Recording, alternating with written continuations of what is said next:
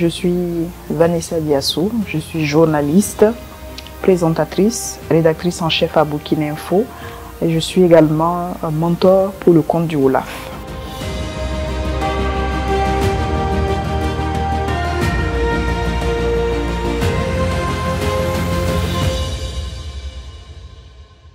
Bonjour, bonsoir chez vous, bienvenue à cette session du journal. Le chef du gouvernement. Au début, quand j'étais au lycée, j'ai toujours voulu adhérer au journalisme. J'ai été beaucoup influencée par les aînés, en regardant la télé, en écoutant le journal. Il y a beaucoup de préjugés qu'on entend sur les journalistes, surtout les journalistes femmes. Alors pour rester journaliste, que ce soit il y a de cela quelques années ou maintenant, je pense que la première valeur, c'est d'être professionnel. Voilà, s'en tenir au travail. Ne pas tolérer des écarts de comportement, de langage et être vraiment dans la dynamique du professionnalisme. Cela te permet de te protéger de tout. Tous ces préjugés sociaux-là. C'est une nouvelle expérience, être mentor au Olaf, que je salue déjà.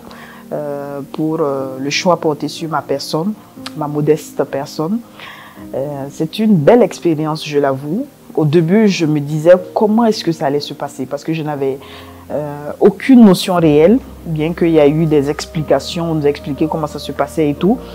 Et au fur et à mesure que je commence à avoir mes bases, ça se passe bien. On a des rencontres avec les mentorés, mes petites sœurs comme j'aime bien les appeler, et on se renvoie au moins dans le trimestre, on peut se voir 1 ou 2 fois.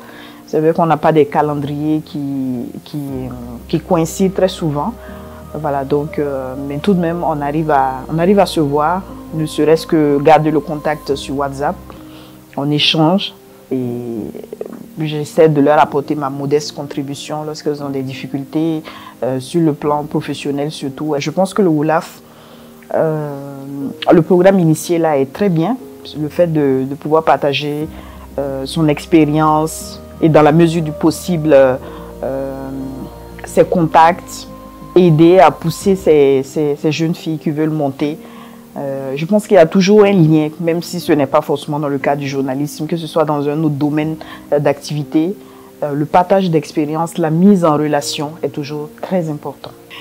En termes de projection, je pense qu'il faut qu'on soit plus en plus des conseils, il faut que le Olaf puisse voir comment aider, surtout celles qui sont dans le besoin, à obtenir des stages, des contrats. C'est ce dont elles ont besoin. Voilà. Les conseils, c'est bon, c'est important. Peut-être que mais ça a ses limites. Voilà, face à quelqu'un qui vient te voir, qui te dit, voilà, j'ai fini mon stage, actuellement je suis là, je n'ai pas grand-chose à faire, j'ai déposé des trucs ici et là. Toi aussi, quand tu reçois l'information, tu essaies de voir où est-ce que tu connais des gens qui peuvent aider.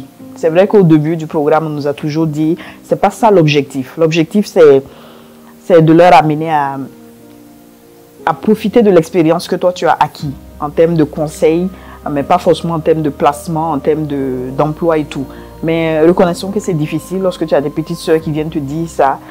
Tu te sens un peu gêné, tu ne peux pas rencontrer la personne 3-4 fois qui est toujours dans sa même situation, il n'y a pas d'évolution, c'est un peu compliqué.